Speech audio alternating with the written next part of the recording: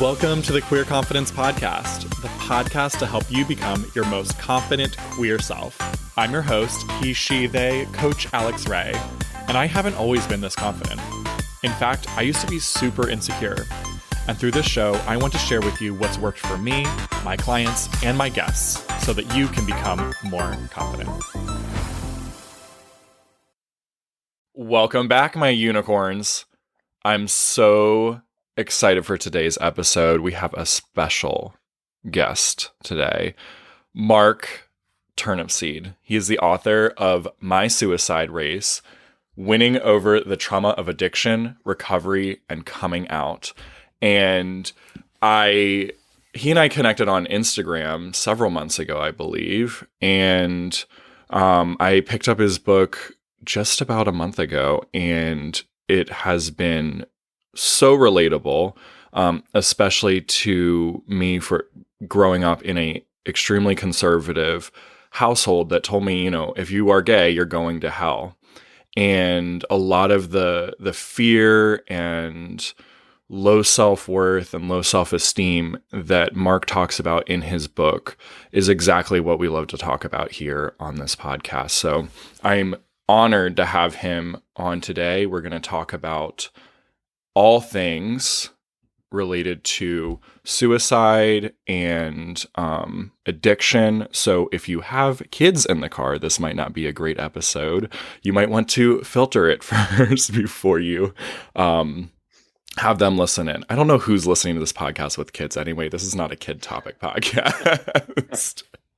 But just want to give you a warning that there might be some triggers here and everything, but we are going to really just unpack these things. And Mark has agreed to just share from his heart. And if you haven't yet, you've got to pick up his book.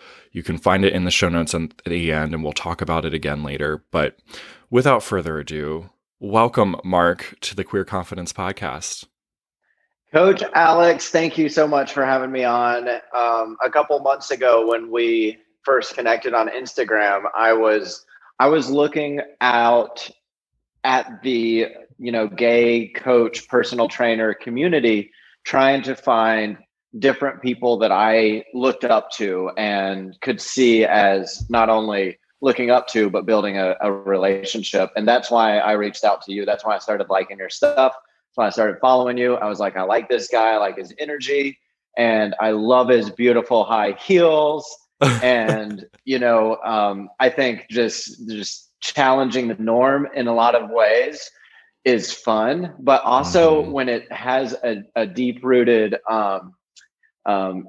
inner challenge with defeating your own shame, makes it even more beautiful. So hearing this morning why you did start wearing heels, that was huge for me.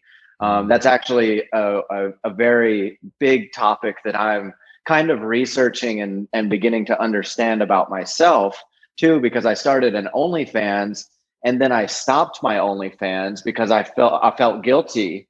And I was like, if I continue then my God is not going to reward me with the hard work that I'm trying to do in these other areas.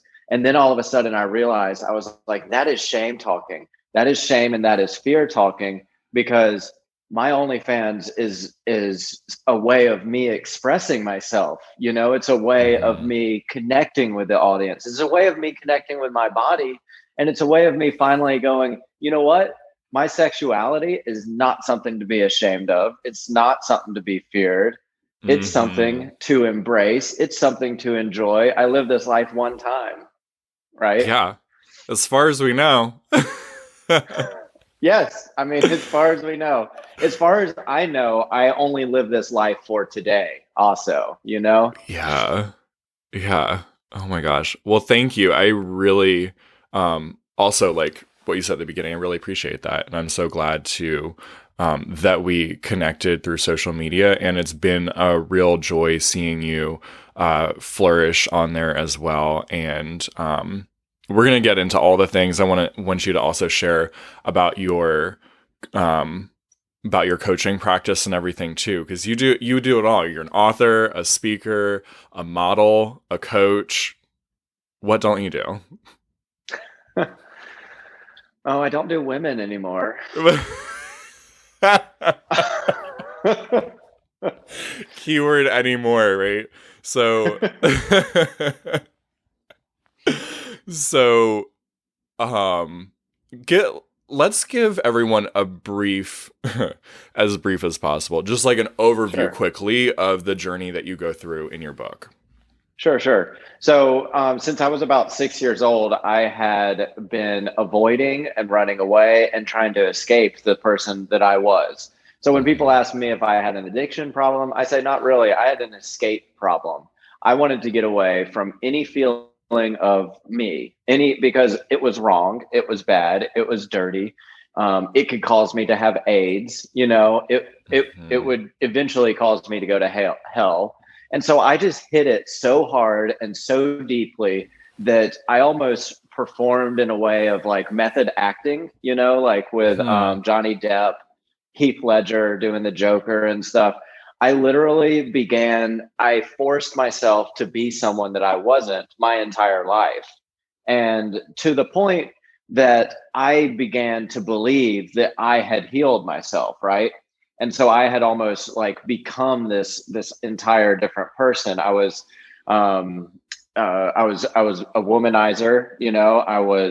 I did other things too that made me come off straight. So football, I would go and sit and watch like hours of football with friends, and I hated watching hours of football with friends. I remember sitting there just being like, in my head, being like, I cannot do this for another minute. And I would just have to turn my brain off and just blankly stare at the TV for hours on end, just like, what am I doing here? Like, this is not me. But on the outside, I made it look like me. And so that's just an example of what I did. I even bought a truck. You talk about like that guy's rolling by with a big truck because he's got a little, that was me. I did that. I can tell you that it's true. I did that. I got a big ass man truck, and I love driving it now because it's so different. I pop out in my little booty shorts, and people are like, what? Yes. If you you all know, look at Mark on Instagram, I think you only own booty shorts, at least for the gym. I have gotten rid of most of my longer shorts. I've also gotten rid of most of my like looser pants and all my flannels. I used to always wear just flannels and loose jeans and Carhartts, which there's no shame in that, but it wasn't me, right? I'm not the logger gay, Yeah. I am the South Florida gay. Like that's where I need to be. So that's where I am now. But, the gist of my story is I lived those lies so much that they led me into drugs and alcohol. And I found drugs and alcohol to be my wonderful escape. So I Mm. continued using drugs and alcohol. And unfortunately, drugs and alcohol don't only offer an escape, they offer an ulterior identity, and one that's pretty easy to put on every day. You take a pill, right? You go shoot some coke. Like that's just it's a fairly easy one, fairly simple one to do, and it's a very small world that you live in. Well, so I continued on that path until it kept blowing up. 4 DUIs, there was a ton of different jail encounters and legal stuff. And then I went through a marriage, and I ended up in another marriage. And then this other marriage, I I really like I saw that I had needed to finally get completely sober. Otherwise I was just going to continue to hurt people. And these women in my life, I loved them, right? But Hmm. I hurt them, and I felt so bad about that. And I was like, I really don't want to do that with this woman, because she's very special. She's still very dear. I still see her as a soulmate because she brought out the true light in my life. And when she brought out that light in my life, it scared the living crap out of me, because I finally had to face the person that God was saying that I was the whole time. Like, Mark, you are a beautiful person. You are a worthy person. Good things can happen to you. That type of stuff, I didn't believe in, Hmm. because that type of stuff I had to accept. I had to accept about myself in order to manifest, in order to live that type of way. And so basically what happened is when I got shined that light, I freaked out and I started relapsing. And so to combat my relapses, I started doing triathlon. Well, triathlon and fitness helped me to really get into this groove of learning how to accept. It not only like helped me flex my muscles, but it helped me flex my emotional muscles. And ultimately, now that's what I do in coaching is I help people through fitness to build their muscles of acceptance and self-compassion. Right. So Mm. I was going through this process and I started journaling and blogging about it. And people were like, wow, this is great. Will you write it into a book? So I did. I started writing it into a book, and I'm still married, have another baby. And as I'm writing the book writing is very intense. And I had to dive really deep into subjects that I hadn't looked at for many, many, many years. For instance, getting molested when I was 6, and Mhm. also like getting shamed for liking Minnie Mouse more than Mickey Mouse. There were events that I talk about in that book that I hadn't really looked at. But then when I looked at them through the lens of creating this book, I began to realize where my need to escape, where my fear of intimacy, where my feelings of unworthiness, where my feelings of dirtiness and shame, where it all originated was Mm. inside of my sexuality. And I go, oh my God. And then I realized that there was one last thing that I had to accept, and that was my sexuality. And in doing so, there would be some very serious consequences. But I was at this turning point where, one, I had written an entire book that was a lie. And two, I was just, I, I couldn't go on like that. I couldn't go on in my marriage anymore. And so I decided to come out, and in doing so, I had to rewrite the entire book under a brand new lens, which was beautiful. Most of the bones were actually there. So the process of getting that book out has been wonderful. And then it's brought a lot of people into my life that I never would have dreamed of. The Advocate News magazine, LGBTQ news magazine, just reached out to me yesterday wanting to Wow, promote me as one of the congratulations. top. Yeah, I'm so excited, as one of the top influential 100 people in the LGBTQ community. And it's mind blowing because it's these types of things that I have been dreaming about my entire life. Right. Mm. And until I finally, like, every day I wake up and I go, show me things that I need to accept. Like, I don't go out there and try to make it happen. Rather, I just accept like what I need to do, accept what I need to show up for, And then the thing about acceptance is a lot of times we're not able to live up to our expectations or other people's expectations. But the beautiful thing about acceptance is it gives us a wonderful playground of which we can start practicing compassion towards ourselves and towards other people. And ultimately, compassion can lead towards tighter knit communities, tighter families, and definitely a closer relationship with yourself. So I think that kind of wraps up like my whole my book and my coaching approach. Any questions? And that's the episode.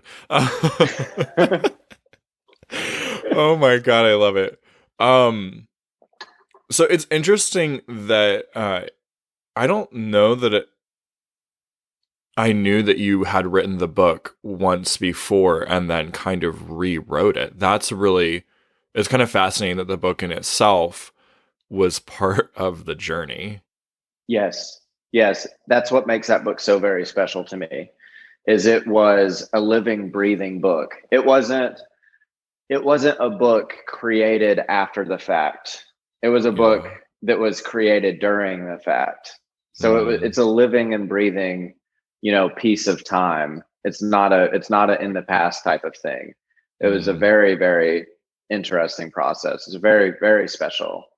I think that I don't think everybody should do that because I think that most people should probably have a counselor. I didn't have a counselor, and I was doing a lot of the stuff that, you would go through. I mean, I was trained in trauma informed care, and I had worked as a mental health counselor. So I kind of knew some of the stuff I was going through, but the emotional baggage that I had to start lugging around until it was Mm. fully processed was very intense, and it led to challenges in relationships, challenges in work, and it was not, there were times of it that were not too healthy. But since I had made that commitment, I was like, I'm not giving up. I'm a very stubborn person. And so when I knew that I was going to do it, I was going to do it at all costs, right? It was a Yeah. sacrifice for sure. Yeah.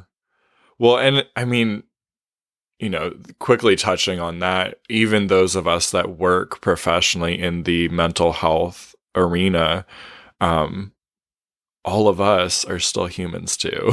There's a reason that it's ridiculously helpful to have help from another person to look at things. Because when you're processing on your own, it does tend to take longer, and it does tend to be a lot more difficult than getting help from somebody, whether that's a therapist, a counselor, a coach, whoever. Yeah.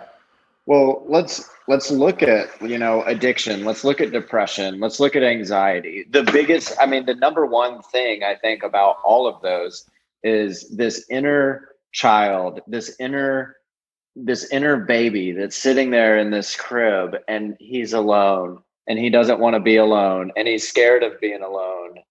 And all he wants to do is be held and be hugged and have connection with another person. Mm, And we're no different. We're still that baby. Like, we just have a bigger yeah. body, but we Yeah. still have that need to be connected with other people. And there's so many different, and as you just get so complex as an adult, and then you want your time alone and stuff like that. And it's all understandable. But then you start to feel lonely in this world. You start to feel like the Mhm. challenges that you're going through you're the only one going through them. You start to feel like nobody has it as bad as this type of stuff. And then that leads to depression. You feel like, nobody else's heart races in the grocery store, and then you have generalized anxiety.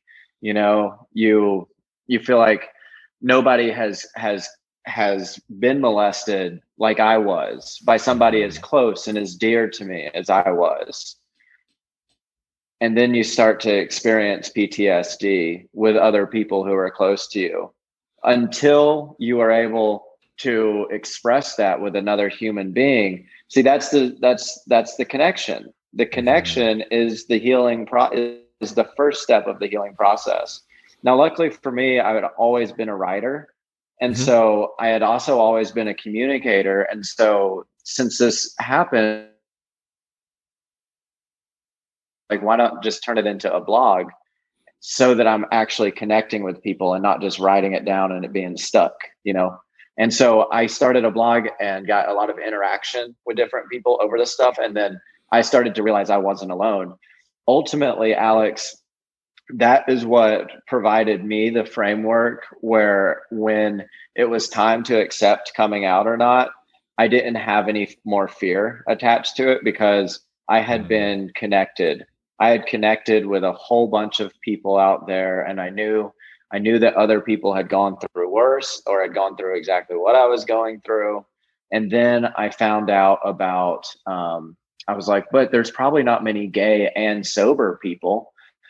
And then I found that there's an organization called Gay and Sober, which is like AA for gay people. And I was like, oh my gosh, no way. And there was one in Denver. And so I started going to it, and I was like, oh my God, all these guys are gay and they're sober. Like, I can do Mhm. this. And so, and then I watched Rocket Man and I watched Bohemian Rhapsody at this basically the same time. And I was like, you know what? Like, these men right here, because they were like, this is who I am. You guys take it or leave it. This is what I'm singing about. This is who I am. This is how I'm going to act on stage. Look at how many lives that they have affected in a positive way. And I Yeah. was like, that's my greatest desire, is just to be able to, I'm done acting. I want my person, who I am, to help people. Mm, And it's been such a beautiful process. But it is a process, and I'm still learning a yeah. lot of it. Yeah. It's like really you said that you really have always wanted to help people, and the thing that you had to do was really just shedding all the layers that were covering that up, right? All of the shame, the guilt, that though that had created this entire false life for you, an entire false persona. Like you were acting instead. Now that you're not there anymore, now that you've stripped that down, which is a process we'll get into in a moment, um, because of that, all the things that you had wanted to do to help other people were always at your core. Now it's just everyone gets to see you at your core because you're also allowing your true, authentic self to be the one running the show instead of filtering and faking. Yeah, yeah. I remember being in college and studying psychology to become a counselor. And I remember hearing like that you have to fully accept who you are so that you can help other people do that same thing. And I remember Mm-hmm. just being like, there's no way I'm going to accept that. Like I knew that I was not going to be the most effective counselor that I could be and the most Mm-hmm. effective coach because eventually I was not going to do that. I was not going to accept that. Instead, what I did is put on this huge front, this huge act, and then I would sneak away to the local glory holes, right? I would Mm-hmm. sneak away to the local sex club, the men's sex club or something. And then I would get riddled with shame and guilt afterwards. It's a whole And snowball. It oh, starts such a with shame and snowball. guilt. You put on an entire act. You go in secret to like feed the Yeah. authentic you, but in a really unhealthy way, and then restart. Shame all over again. But you know what's really fun now is to go and experience that on a level that is not filled with shame and guilt. And that is, Mm-hmm. that's a spot that I am really looking into with it comes to my column, My Best Gay Self. I'm really looking into that by doing various things like the OnlyFans. I'm actually Mm-hmm. going to a nude resort today Fun. and doing a little massage and stuff. Yeah, yeah. I'm so excited. Love it. Yeah. And the past The- photo shoot, those black and white ones, those oh were yeah. with me in these like crazy, beautiful poses with Stephen Menendez. He is a wonderful photographer. That man is magical to work with. Mm. But that was my first time at a nude beach. And so, I had never been nude in public like that. And I was just, it was very liberating. Yeah. So all these experiences just have been extremely rewarding. I love it.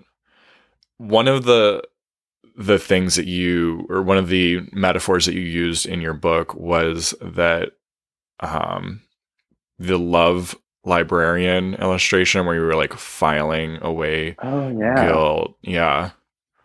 Not love librarian. I'm reading The my notes shame, wrong. the shame The sh- librarian of yeah. shame. Yeah. Yeah. Yeah. Tell everyone about that a little bit. I'm so happy that you liked that because when I was writing it, I actually had some feedback that I should change that metaphor. That was a very difficult one to understand. And I Why? I realized that, loved it. It was so good. thank you. Thank you so much. Yeah. I so here's what happens with shame and guilt. Guilt is a very interesting feeling. So guilt is a feeling, Mhm. and I believe that guilt is. I believe all feelings are good in and of themselves. I Yeah. believe the way that if we wake up feeling depressed, for instance, I believe that feeling in and of itself may be something worth listening to. Like accept Hmm. it, feel it, use it in your movement. And, when you're doing yoga, it's a great, like, if you're feeling depressed, if your muscles feeling depressed, then don't go quite as far, bring it back a little Hmm. bit. And so that feeling of guilt is actually something that can be used so that you don't end up doing a whole bunch of evil, nasty things to other people and to yourself, right? Great point. Well, Great point. well, ultimately, what happens though after we do something that makes us feel guilty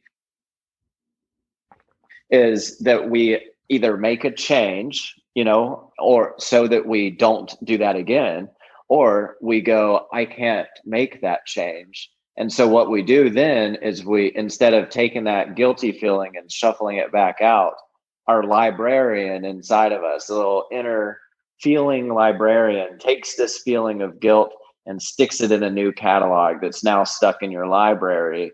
And it's Mhm. you calling yourself shameful. It's you saying, okay, I went out and had sex and it was dirty. And then when you know that you feel gross about it and you're just like, that wasn't right. And you take that piece and then you shove it into your identity, and all of a sudden you're not guilty anymore. You're ashamed of who you are because you Mhm. yourself are now dirty. It becomes a title within you, you Yeah. know?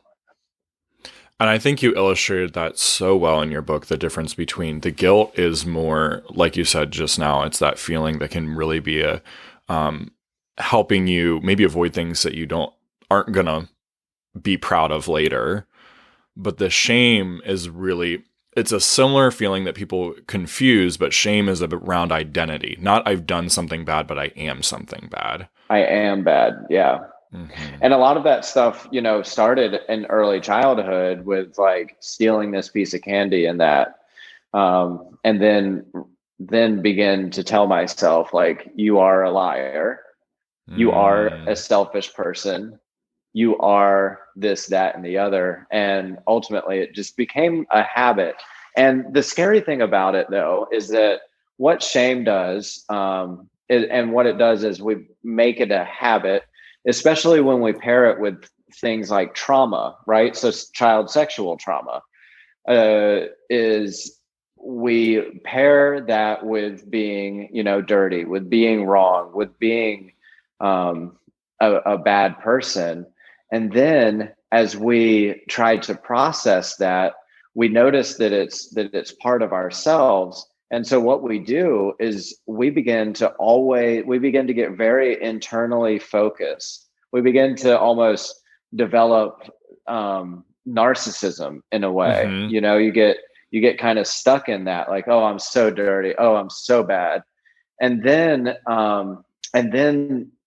for myself, that led to a greater propensity towards my already genetic disposition for drugs and alcohol, because when you're that self-involved, like when you go out into a grocery store, you think everybody's talking about you. You think everybody's looking at you. And so the only way to combat that is by escaping who you are, right? And so I would take a Hmm. whole bunch of Xanax, or I would take or I would chug a beer right before going to the grocery store, whatever I could do to kind of help take the edge off of life, you know? Hmm. So that leads me to what my next book, one of my next books, I'm working on a number of them right now, but the next one's going to be a hint on how to get and defeat some elements of narcissism, because I know we Mm. all have elements of narcissism. We aren't all narcissistic. Now that Right. would be shameful, to say that you're narcissistic because you have elements of narcissism. Everybody Yeah. has, Yeah. elements of narcissism. Yes. But it's a slippery slope because those elements of narcissism can lead towards hurting other people. Hmm. And so, how and why are we kind in a world full of narcissism, in a world of ourselves that's narcissistic? Like, Mm. how and why are we kind? How do we do that? How do we practice the compassion, like, here, and bring it out into the world? Hmm. Hmm. So is it gonna? Some It deep it topics. sounds like it's gonna be starting with the inner compassion and then directed outwards. Is that right? Yeah. Yeah. Love it. Mm. Okay. Well, everyone has to get that book then when it comes out too. But It's gonna be a little bit of a memoir as well, because it's a lot of the cool. same stuff that I'm going through right now and writing recognizing. So Mm, that's going to be great. That's going to be really great. Um, one of the other things that jumped out to me too, you had this line in there that you had to abstain from intimacy as if it were the plague. And I think that that mm, really relates to what you're talking about right now with shame and the results of that in our life. And part of that snowball effect is we start avoiding not only ourselves, but also other people. yeah. Yeah, I think that like I was saying, the healing process of trauma and um, and the shame and stuff and the depression and the anxiety, the healing process begins with connection. Mm. First, I believe that it begins with connecting with yourself through acceptance, and noticing and saying, okay, here's this feeling of guilt. Here's this feeling of shame. Then the next connection that you have to make is accepting intimacy, accepting that connection to other people. Right. And, Hmm. and, and then when you start to accept that you're not alone, then came the third thing. So I talk about those three things. I talk about the fear of my identity. I talk about the fear of intimacy. And then comes the third thing, that when you see that you're not alone and you see that other people have gone through that which you have gone through, and it's not holding them back, and they are succeeding and they are doing well in life and they do have an authentic smile on their face, and you see that and you go, I mean, I went, no way, that's not me, I can't do that, that's not going to be me. And that is ultimately the fear of accepting faith and accepting in your life that good things can also happen to you. And Mm. that was a very, very challenging one to get over. Ultimately, there's an order that they have to go in too, because when I began to lack in my faith, what I did, instead of believing the thoughts that were going on inside of my head, is I believed in the thoughts of the people of which I had bonded with intimately. Hmm. Um, Without that, I would have ended up back, in my same thought category again.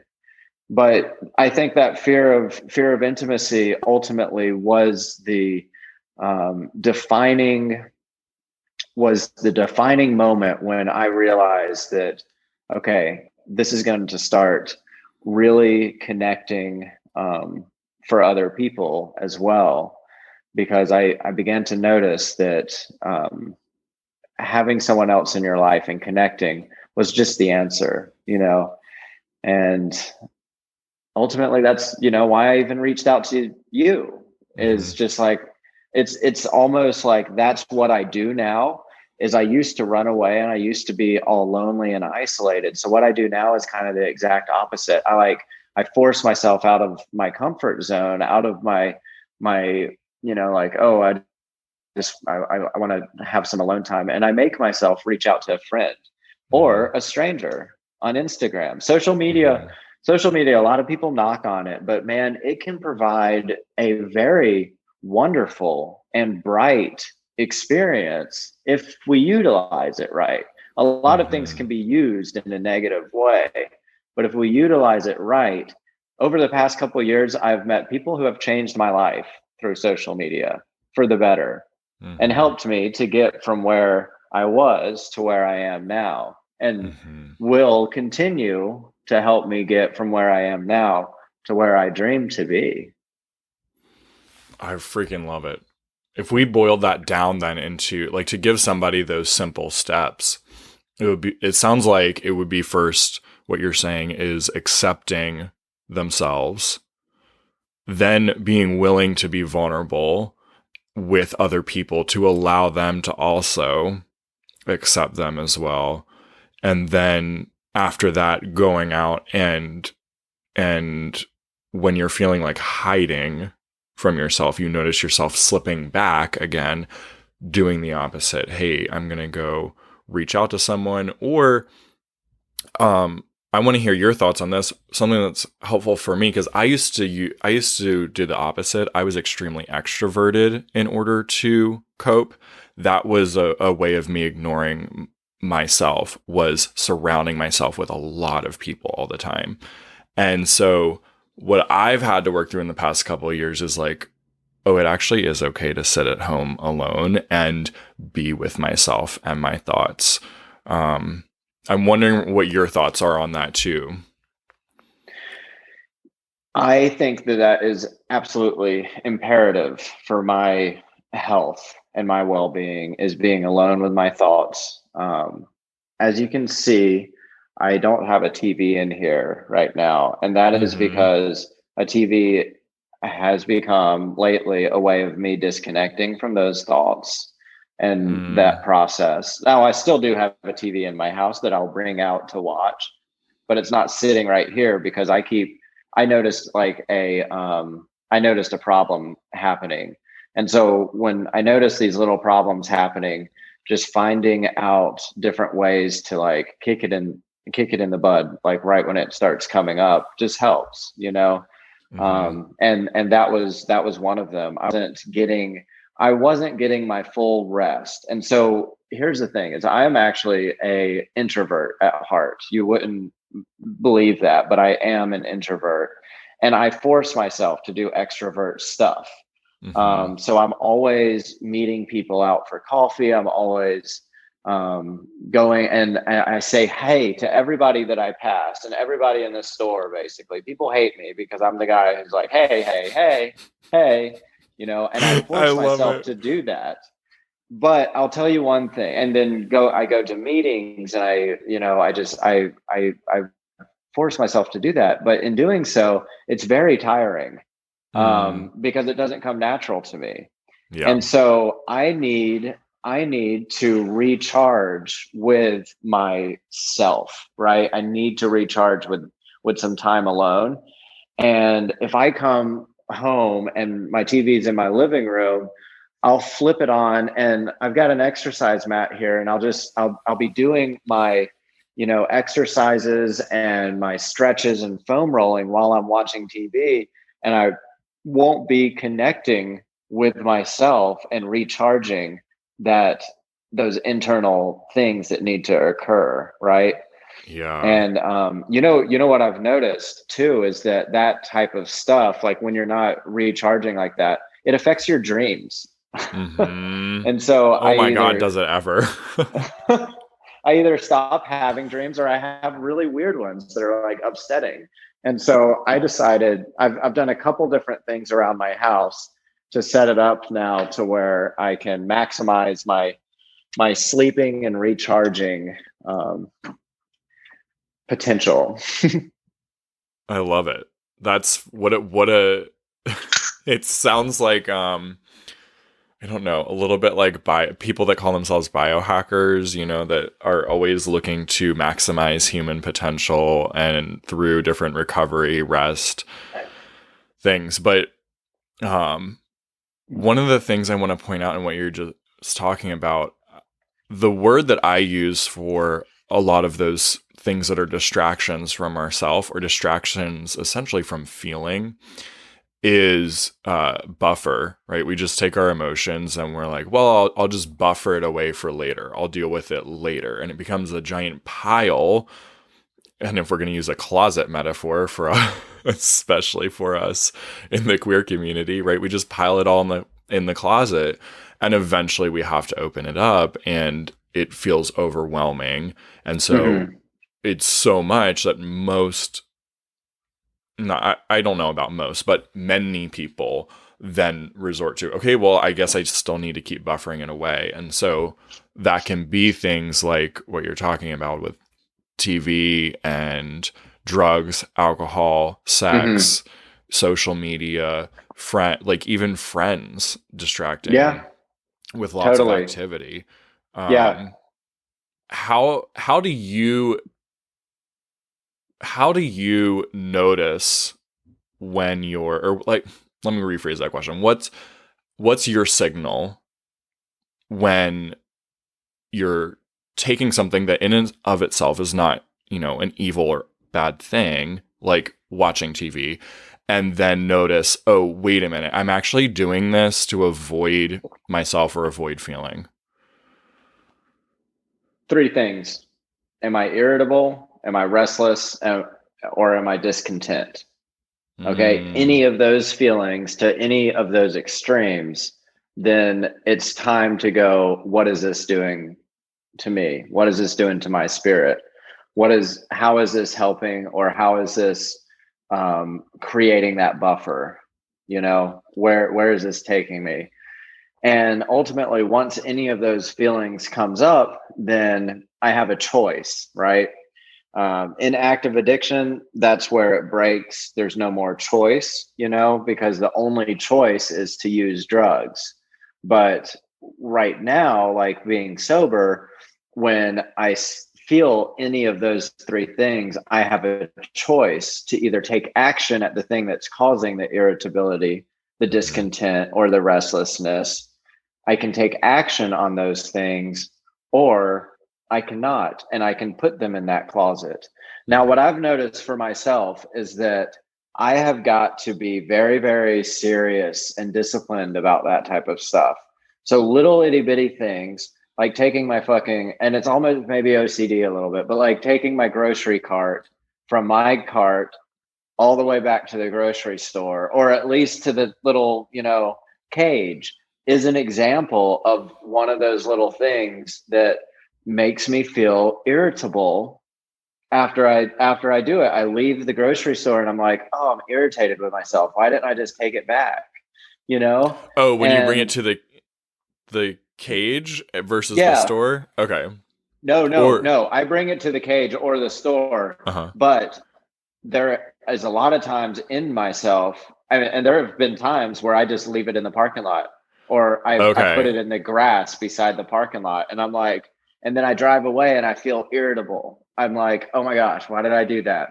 Or for instance, TV. I'll sit there and I'll be watching it, and I'm just like restless. I'm just like, what am I doing? Like I'm just wasting time. And I'll do the same thing can happen on Mm. social media, like you were saying.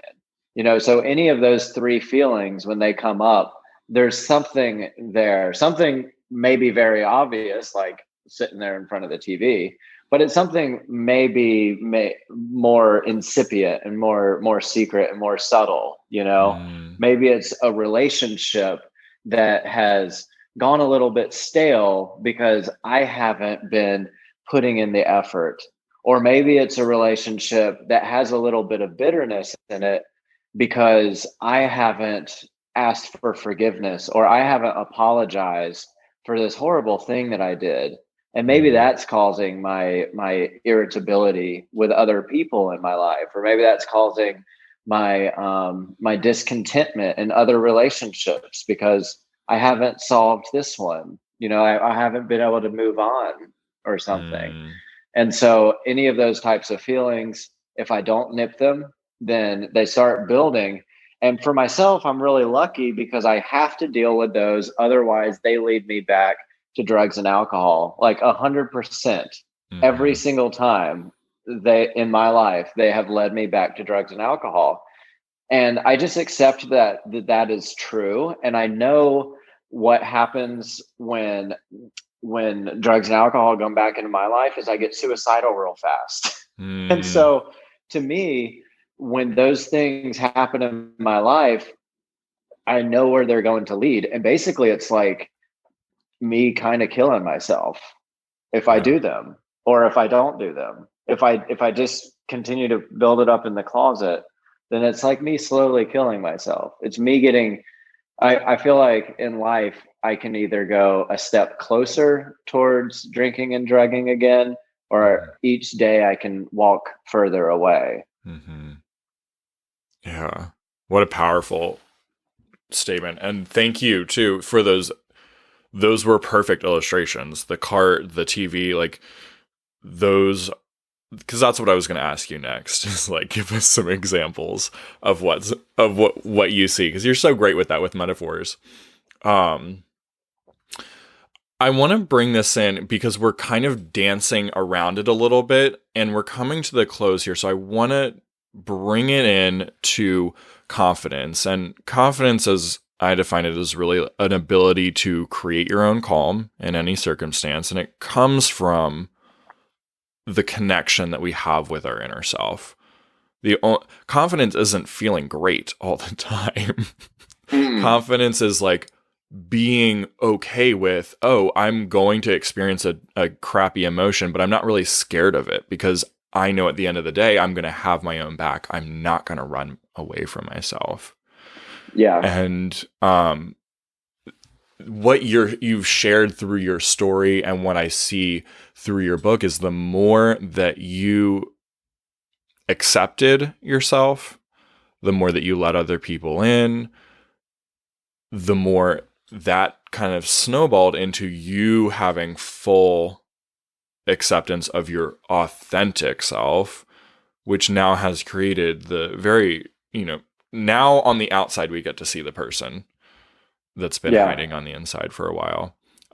So what do you think if you were going to give advice to maybe your younger self, to stepping into your true authentic self, to where you're going to actually find confidence? I don't know. If you could give your younger self any advice on that, what would it be? Just jump, buddy. Just Mm. jump. Daddy's here in the pool. Like, I am going to catch you.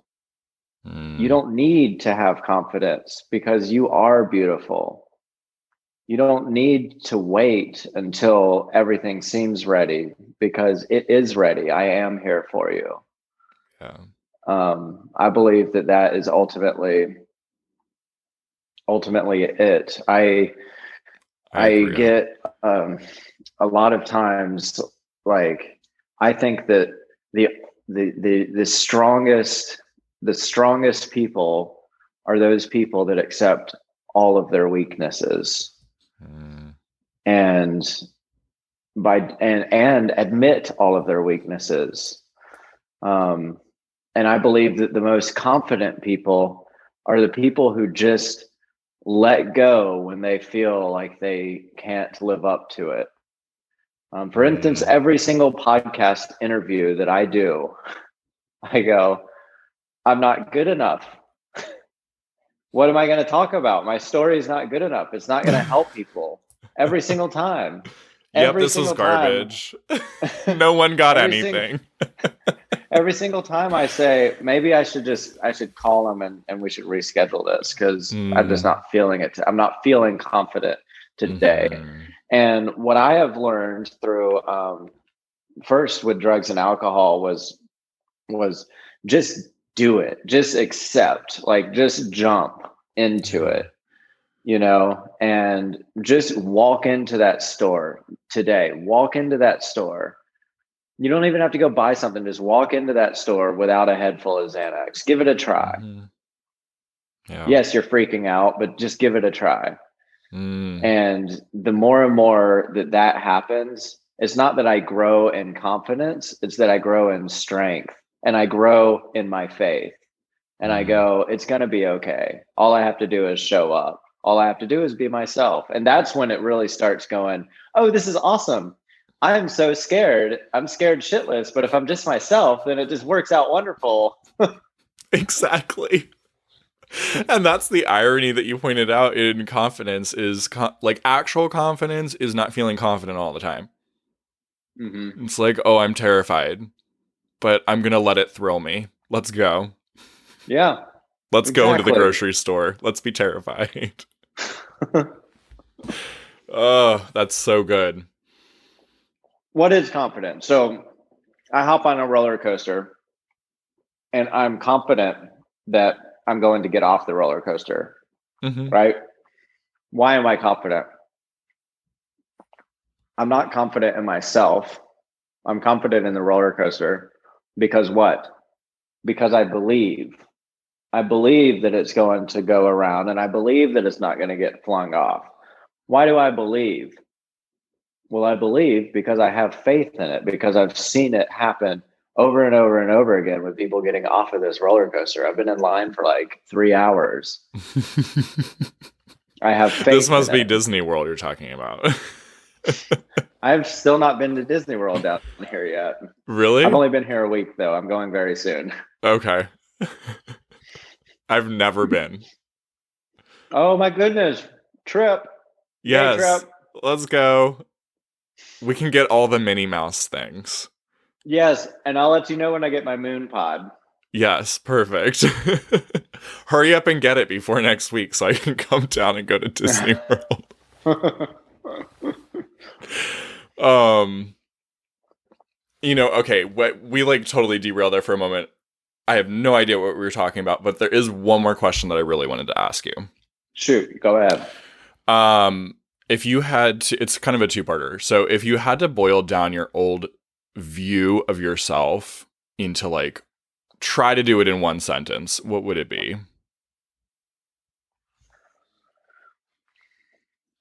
Scared as hell. Mm. Is that what you see now, or is that what you believed at the time?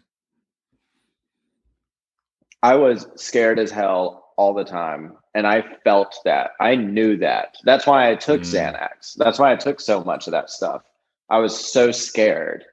That's why I smoked weed constantly, because weed to me was an identity.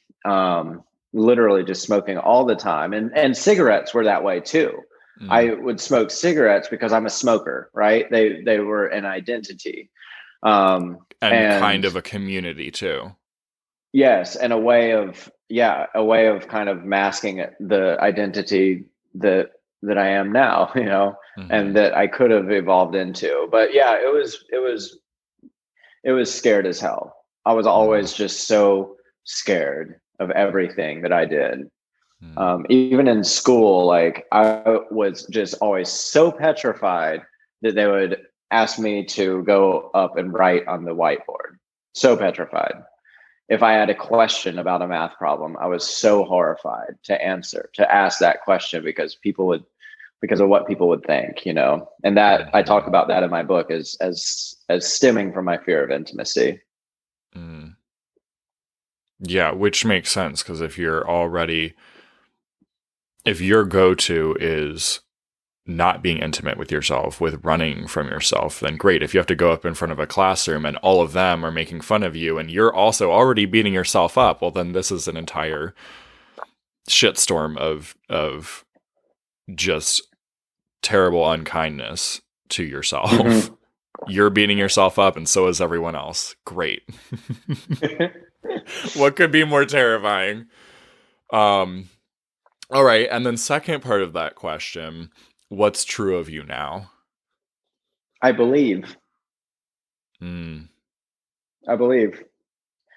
I believe, and that's why I have a little book right over here. And it's sitting right beside two pictures of my sons. And it says, believe. And inside of it, there's a whole bunch of quotes that are very true. On the back, Ralph Hodgkins says, some things have to be believed to be seen. So that means sometimes we even have to fake it till we make it. Like we just do it, and action will therefore lead to, what we want to feel, what we want to manifest in our life, right? Do it. Like there's so many.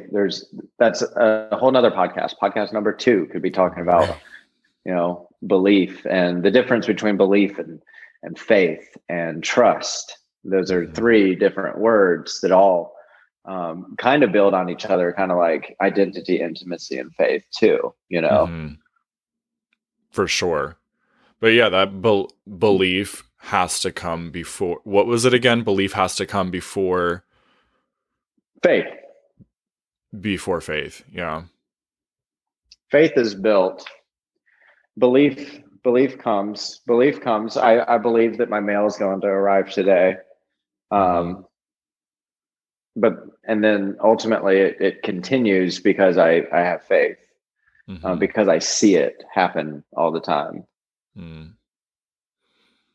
So faith is more, hey, I have this evidence. Belief is, I have no evidence yet, but I believe it.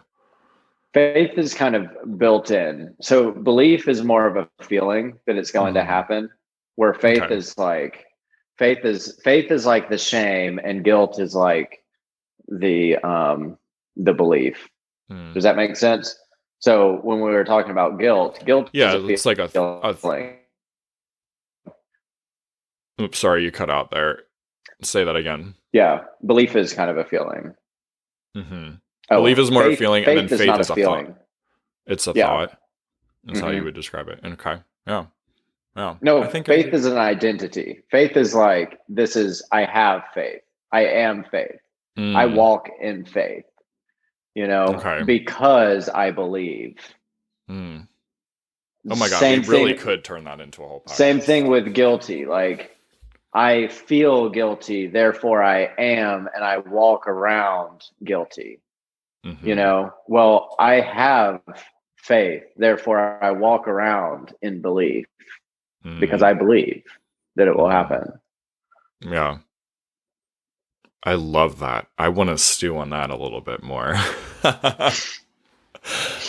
Wow, Mark, we have gone through so many good points here, and everyone who's listening right now, you have to go pick up a copy of My Suicide Race. So I'll put the links in the description of here so they don't have to search for it everywhere. Do you still have signed copies available? I have them coming from Amazon today. Perfect. So I'll put both of those in there and any other links that you want. But what is your departing wisdom for everyone today? What? Just believe that you can do this next minute. Just believe. Yeah. Just believe that the next task in front of you is going to be good, that you can do it, that you can be good throughout it. Sounds just so believe. simple. Just believe that the world needs you to be you. And then wait until those beautiful gifts start coming. Because those beautiful gifts that start coming when we are who we are, they're beyond your greatest belief. They're beyond your greatest dreams. They're things that you wouldn't have ever thought of that start coming true when you believe who you are and you believe that it's good. I love it. It sounds so simple when you say it that way, and yet it takes so much courage to just say, you know what, I can do the next 60 seconds. That's why it does sound so simple, but then when we get out there into the world, then time is a funky thing. So we have to break it down. Just do the next minute. Like, I've got to drive to Fort Lauderdale. That's all I'm going to do. I'm just going to drive there. See what happens next. I'm not going to worry about the next thing. I believe that I'm going to make it to Fort Lauderdale. I was practicing that on a run actually just the other day, and I was thinking of you. I was like, first of all, I freaking hate running. And second, when was that, 2 days ago or something, I did this, and I was like, oh yeah, well, Mark runs, and we're going to talk in 2 days, and I can share with him about how I kept running and just focused on the next step, even though my mind wanted to go, when is the end of it? The sad thing, it was only a mile. It was at the end of a workout. It was only 1 mile. It was pathetic. The good thing about running is you keep adding on those types of things, and then all of a sudden you end up so far that you have to keep running back. And so that's another great metaphor. Like, keep on believing, but be aware that it's going to lead you to a place, and you're going to be that far away from which you started, which ultimately is a really good thing, most likely. Unless you're believing the opposite and you're going backwards. But yeah. All right. Well, my friend, thank you so much for coming and sharing your wisdom with us today. This has been fantastic. And y'all, I'll see you on the next episode. Bye. If you enjoyed this episode, don't keep it to yourself. Share it with a friend so they too can become more confident. You can also help more people find the show by leaving a 5-star review wherever you listen. And if you want to become a more confident queer with support from yours truly, head to coachalexray.com or use the link down in the show notes. I'm looking forward to working with you.